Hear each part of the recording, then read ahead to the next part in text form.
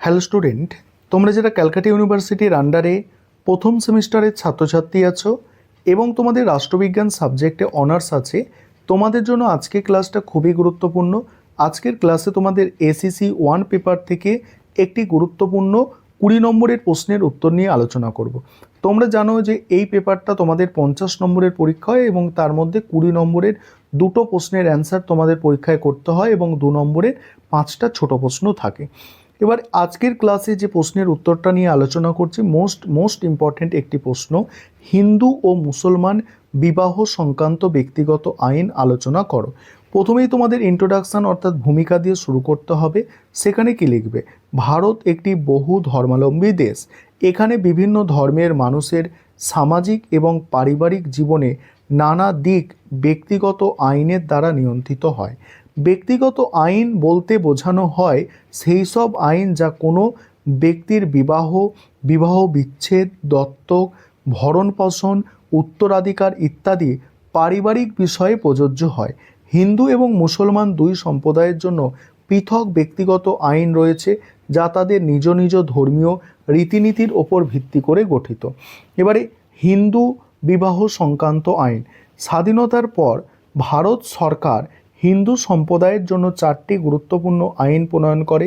একটা হচ্ছে হিন্দু বিবাহ আইন 1955, হিন্দু উত্তরাধিকার আইন 1956, হিন্দু দত্তক ও ভরণপোষণ আইন 1956, হিন্দু নাবালকত্ব ও অভিভাবকত্ব আইন 1956।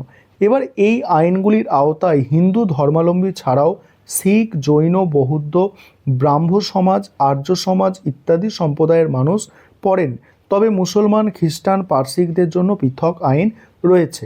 এবারে দেখো, হিন্দু বিবাহ আইন অনুযায়ী বিবাহের জন্য পুত্রের ন্যূনতম বয়স 21 এবং পাত্রীর 18 বছর। বিবাহের সময় পাত্রপাত্রীর মানসিক ভারসাম্য ঠিক থাকতে হবে এবং তারা আত্মীয়তার এমন কোনো সম্পর্ক থাকতে পারে না যা হিন্দু ধর্মে নিষিদ্ধ। বিবাহের পর সরকারি রেজিস্ট্রেশনের মাধ্যমে তা নথিভুক্ত করতে হয়। বিশেষ বিবাহ আইন 1954 হলো একটি ধর্মনিরপেক্ষ আইন যার মাধ্যমে ভিন্ন ধর্মাবলম্বী বা ধর্মের বাইরে গিয়ে বিবাহ করতে পারেন। হিন্দু বিবাহ আইন অনুযায়ী নির্দিষ্ট কারণে, যেমন নির্যাতন, পরকীয়া, ধর্মত্যাগ, মানসিক অসুস্থতা প্রভৃতির জন্য বিবাহ বিচ্ছেদ করা যায়। তারপর দেখো, হিন্দু দত্তক ও ভরণপোষণ আইনে স্ত্রী ও সন্তানের দায়িত্ব স্বামীর ওপর বর্তায়। যদি স্বামী মারা যায় তাহলে সেই দায়িত্ব পরিবারের অন্যান্য সদস্যদের নিতে হয়।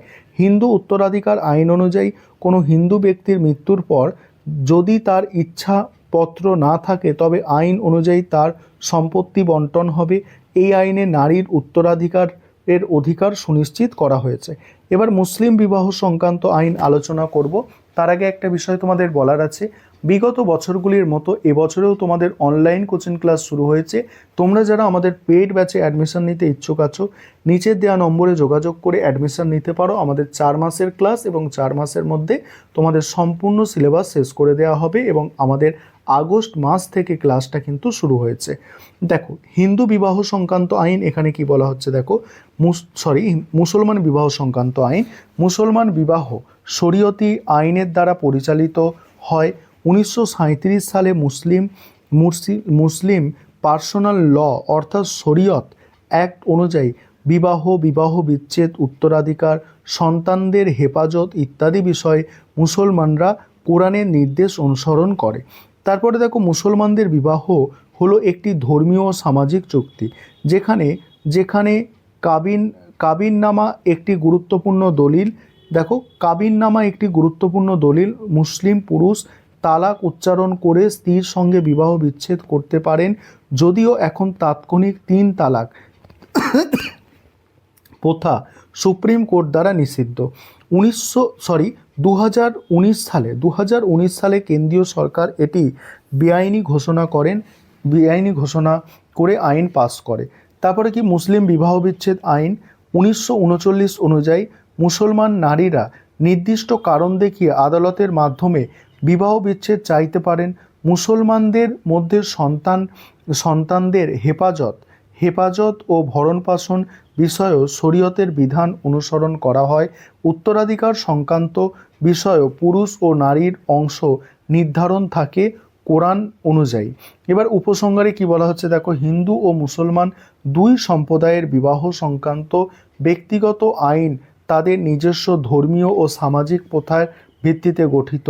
হিন্দুদের ক্ষেত্রে বেশিরভাগ আইন লিখিত ও সংসদে গৃহীত হলেও মুসলমানদের ব্যক্তিগত আইন শরীয়তের নিয়ম অনুযায়ী চলে এবং অনেকাংশেই প্রথা নির্ভর।